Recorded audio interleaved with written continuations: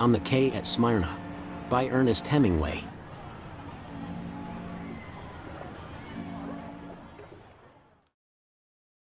The strange thing was, he said, how they screamed. Every night, at midnight.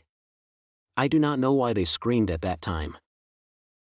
We were in the harbor, and they were all on the pier. And at midnight, they started screaming. We used to turn the searchlight on them, to quiet them. That always did the trick. We'd run the searchlight up and down over them, 2 or 3 times, and they stopped it. One time, I was senior officer on the pier, and a Turkish officer came up to me in a frightful rage, because one of our sailors had been most insulting to him.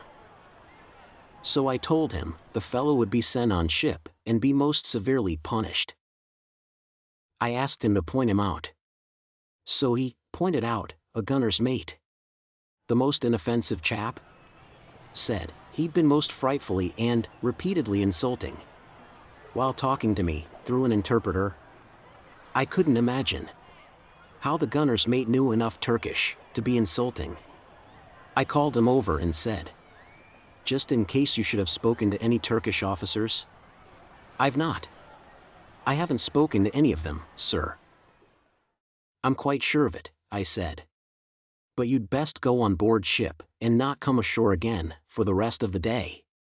Then, I told the Turk.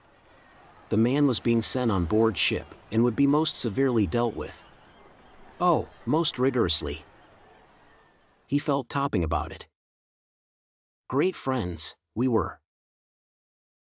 The worst, he said, were the women with dead babies.